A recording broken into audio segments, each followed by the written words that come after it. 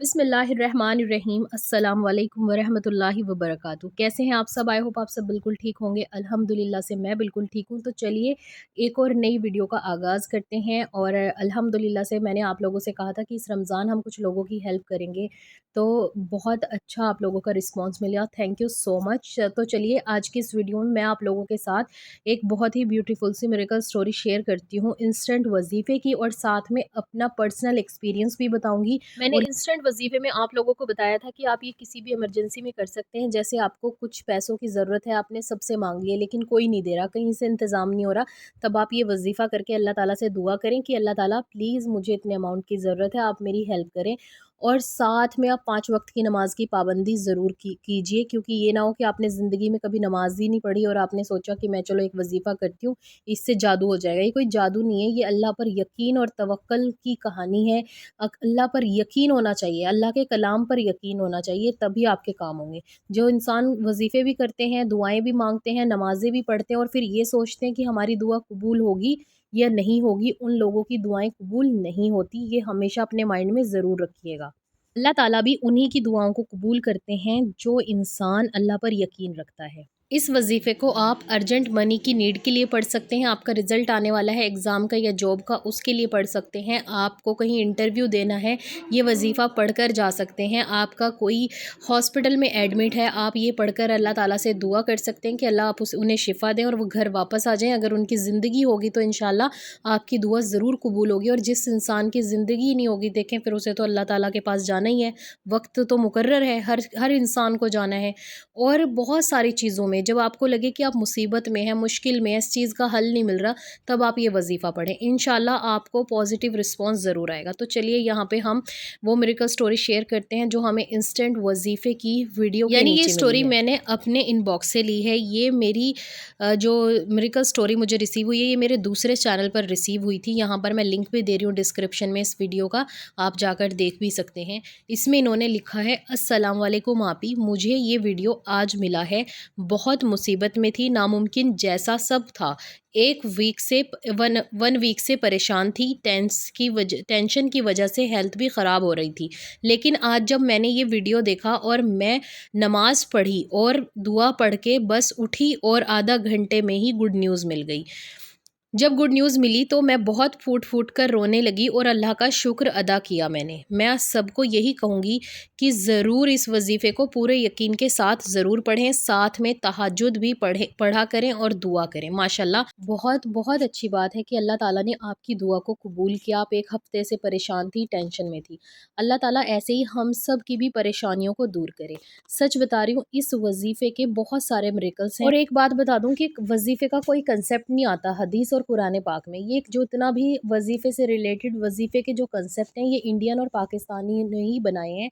यानी कि ये पाकिस्तान और इंडिया मेड्स है। अरबिक मुल्कों में या फिर इंग्लिश मुल्कों में इसके बारे में किसी को पता भी नहीं होता, और वो इस चीज़ को गलत भी मानते हैं, क्योंकि कुरान शरीफ में और हदीसों में नहीं लिखा हुआ कौन सी चीज़ आप लोगों ने कितनी पढ़नी है। लेकिन अगर हमारे यहाँ पर कोई चीज़ या तस्बीह आप किसी को बताएं, तो वो आपसे यही क्वेश्चंस करते हैं कि कितना पढ़ना है।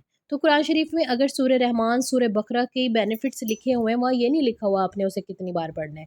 लेकिन हमारे उलमा इकराम और कुछ लोगों ने जिन्होंने वजीफ़े किए, बुजुर्गाए दीन ने, उन्होंने बताया कि आप इसको इतना टाइम पढ़ लें, आप इसको इतना टाइम पढ़ लें।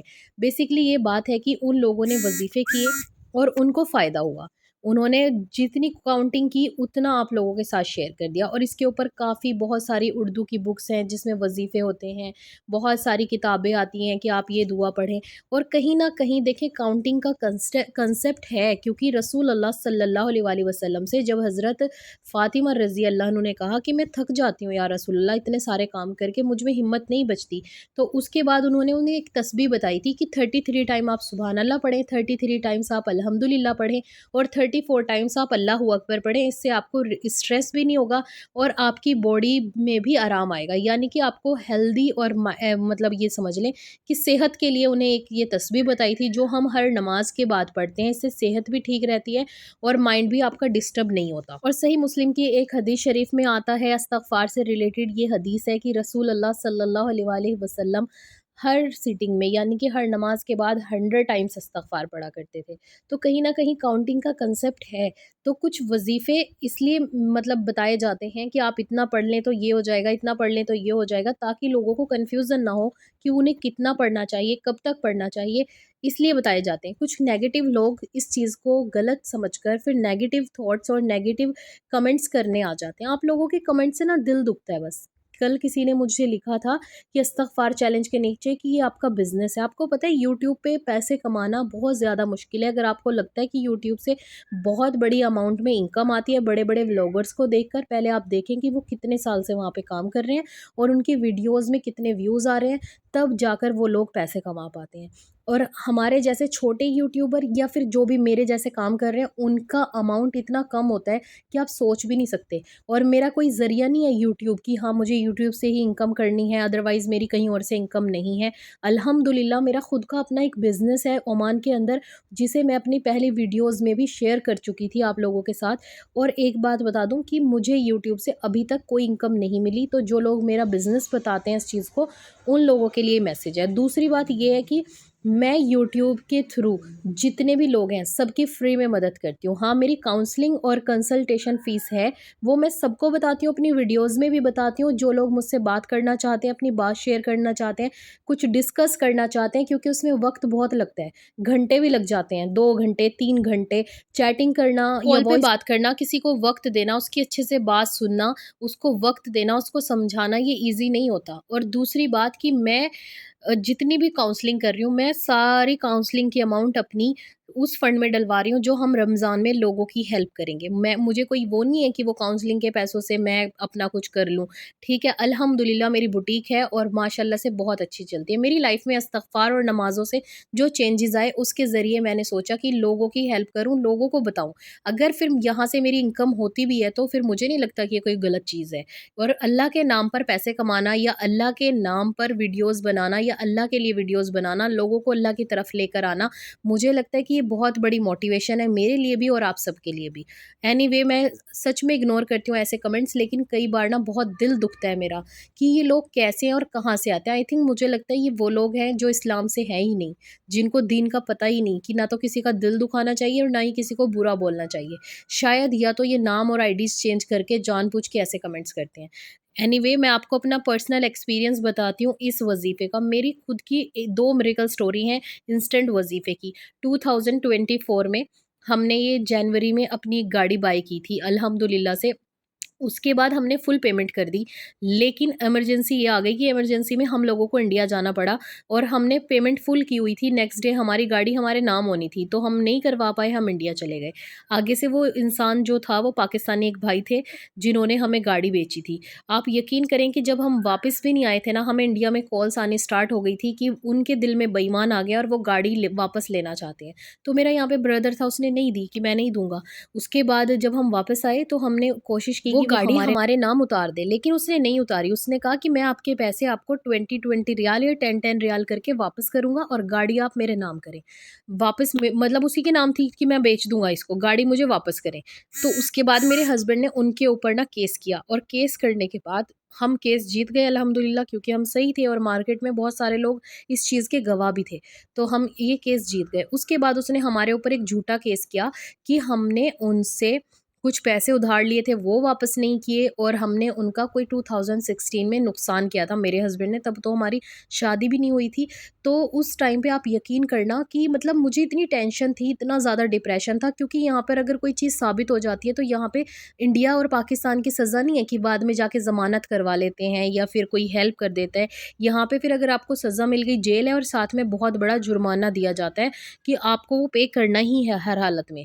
तो बहुत मुश्किल थी, लेकिन मेरे हस्बैंड कह रहे थे कि अल्लाह ताला पर यकीन है ना तुम्हें, तो फिर क्यों इतना घबरा रही हो, क्यों इतना पैनिक कर रही हो? तो उस टाइम पे ना मैं कुछ ऐसा ढूँढ रही थी कि जिस तस्बीह को पढ़ने से कुछ ऐसा हो जाए कि कुछ मिरेकल हो जाए, और मैं बहुत दुआएँ कर रही थी तहज्जुद में, नमाज़ों में, डेली रोती भी थी कि अल्लाह ताला प्लीज़ ये केस हमें जितवा दें। तो आप यकीन करना एक मिरेकल स्टोरी मेरे सामने आई जिसमें ये वाला वो रिटर्न में थी, इंस्टाग्राम पे मैं पढ़ रही थी और एक मैंने यूट्यूब पे भी देखा था इंस्टेंट वज़ीफ़ा, लेकिन जो उसमें काउंटिंग थी वो बहुत कम थी। लेकिन यही तीनों चीज़ थी जो मैंने आप लोगों के साथ शेयर की हैं। मेरे सामने एक वीडियो आई थी जिसमें लिखा हुआ था इंस्टेंट वजीफ़ा है ये, अगर आप करेंगे तो इंशाल्लाह आपकी दुआ 24 आवर्स के अंदर अंदर कबूल हो जाएगी। जिसमें उन्होंने बताया था कि 41 टाइम्स आपने याज़ल जलाली वल इकराम पढ़ना है, 41 टाइम्स आपने आयत करीमा पढ़ना है और 41 टाइम्स आपने दुरूद पाक पढ़ना है और फिर अल्लाह ताला से दुआ करनी है और 2 रकात सलातुल हाजत यानी कि दुआ की पढ़नी है। आप यकीन करें कि जब मैंने वो वजीफ़ा देखा उसके बाद मैंने उस वीडियो के नीचे जाके मिरेकल्स स्टोरीज़ पढ़नी शुरू की। मतलब मिरेकल स्टोरीज़ में इसलिए कह रही हूँ क्योंकि वो वीडियो आई थिंक 1 साल पुरानी थी और उसके नीचे बहुत सारे लोगों ने शेयर किया था अल्हम्दुलिल्लाह 2 घंटे में रिज़ल्ट मिला, किसी ने लिखा था 1 घंटे में रिज़ल्ट मिला, किसी ने लिखा था कि 2 दिन में दुआ कबूल हो गई। तो मुझे लगा कि मुझे करना चाहिए, लेकिन पता नहीं क्यों मुझे काउंटिंग बहुत कम लगी कि नहीं, मेरा मसला तो बहुत बड़ा है, मुझे तो ज़्यादा पढ़नी चाहिए। तो मैंने 2 रकात सलातुल हाजत की नफ़िल पढ़ी जिस दिन मेरे हस्बैंड को केस पर जाना था। मैं तो नहीं जा सकती थी, यहाँ पे लेडीज़ अलाउड नहीं थी। मतलब अंदर नहीं जाती तो बाहर बैठी रहती हैं, जब जिस लेडीज़ का केस होता है वही अंदर जा सकती है। तो आप यकीन करें कि मैंने वो वज़ीफ़ा पढ़ना शुरू किया, 2 रकात सलातुल हाजत की नफ़िल पढ़ी, वहीं बैठकर मैंने 5 तस्बीह याज़ल जलाली वल इकराम की पढ़ी और मैंने 5 तस्बीह आयत करीमा यानी कि ला इलाहा इल्ला अंता सुब्हानका इन्नी कुन्तु मिनज़ ज़ालिमीन की पढ़ी। 500 टाइम्स मैंने यानी कि 5 तस्बीह मैंने दुरूद पाक पढ़ा। 5 तस्बीह मतलब एक तस्बीह में 100 दाने होते हैं, है ना? 5 तस्बीह याज़ल जलाली वल इकराम, 5 तस्बीह आयत करीमा और 5 तस्बीह दुरूद पाक और इसके बाद मैंने वहीं बैठकर इस्तिग़फ़ार किया। और आप यकीन करें मेरे हस्बैंड 8 या 8:30 पे गए थे और 11 ओ क्लॉक उनकी मुझे कॉल आ गई कि अल्हम्दुलिल्लाह से केस डिसमिस हो गया और हम केस जीत गए हैं। मुझे यकीन नहीं हुआ, मैं इतनी रोई और मैंने अल्लाह ताला से बहुत ज़्यादा दुआएँ की, फिर शुक्राने की नफ़िल पढ़ी और अल्लाह का शुक्र अदा किया। उसके बाद जब भी मुझे लगता है कि कुछ भी ऐसा हो रहा है ना कि मतलब इमरजेंसी हमें किसी चीज़ की नीड है या ज़रूरत है, तो मैं ये वज़ीफ़ा करती हूँ। ये नहीं कि मैं हर वक़्त ही करती रहती हूँ कि अल्लाह ये भी दे दें, अल्लाह ये भी दे दें, अल्लाह ये भी दे दें। जब मेरे ऊपर कोई इमरजेंसी आ जाती है, एक बार हमारी गाड़ी ख़राब हुई और आप यकीन करना रात का वक़्त था, जुमे के दिन यहाँ पे सारी मार्केट्स बंद होती हैं। कोई भी गैराज खुला नहीं था, रास्ते में गाड़ी ख़राब हो गई और बहुत मुश्किल से मतलब कि ये समझ लें कि एक कॉल लग पाई थी किसी मैकेनिक को, तो उसने कहा कि आप धीरे-धीरे इस गाड़ी को चलाएँ, इंशाल्लाह हो सकता है ये पहुँच जाए, अगर नहीं पहुँचेगी तो फिर आप टैक्सी करवा लेना, शहर तक जाने की कोशिश करें। और हमारा घर ये समझ लें कि 220 किलोमीटर्स था, यानी कि 200 किलोमीटर से भी ज़्यादा था और मैंने ये वज़ीफ़ा पढ़ना शुरू किया। मैंने अपने हस्बैंड को नहीं बताया मैं क्या कर रही हूँ, बस मैंने कहा कि आप मेरे से बोलना मत। नमाज़ तो नहीं पढ़ सकती थी, लेकिन ये तीनों दुआएँ यानी कि आयत करीमा, साथ में दुरूद पाक और साथ में याज़ल जलाली वल इकराम का विर्द करना शुरू किया और मैं पढ़ती गई। एक तस्बीह में याज़ल जलाली वल इकराम की पढ़ रही थी, फिर एक दुरूद पाक की पढ़ रही थी, फिर एक आयत करीमा की पढ़ रही थी। ठीक है ना? ऐसे करते-करते अल्हम्दुलिल्लाह से हम अपने घर वापस आ गए। और आप यकीन करना जब सुबह को हमने गैराज में गाड़ी दी तो उन्होंने इतना बड़ा मसला बताया कि हम सुनकर हैरान हो गए कि अल्लाह ताला कैसे हमारे घर पहुंचा दिया माशाल्लाह से। तो इस वजीफ़े के बहुत सारे बेनिफिट्स हैं, अगर आप भी करना चाहते हैं तो आप भी करें, अपनी उस इमरजेंसी के लिए करें जो आप पर आ जाए। अगर कहीं रिश्ते से हाँ या ना नहीं हो रही तब कर लें, कोई रिज़ल्ट आने वाला है तब कर लें, पैसों की ज़रूरत है सब ने मना कर दिया तब कर लें, किसी से कर्ज़ वापस लेना है वो नहीं दे रहा तब कर लें, और अगर कोई हॉस्पिटल में एडमिट है उसकी सेहत के लिए कर लें, किसी भी चीज़ के लिए कर लें, इंशाल्लाह आपको इसका बेनिफिट ज़रूर मिलेगा। लेकिन यकीन करके रखें, ये ना सोचें कि दुआ कबूल होगी या नहीं होगी। अगर ये सोच लिया कि दुआ कबूल होगी या नहीं तो फिर दुआ कबूल नहीं होगी, ये बात हकीकत है। और हमेशा अल्लाह ताला पर 100% तवक्कुल के साथ, 100% यकीन के साथ नमाज़ें पढ़ा करें और यकीन रखा करें। इंशाल्लाह आप लोगों की दुआएं ज़रूर कबूल होंगी।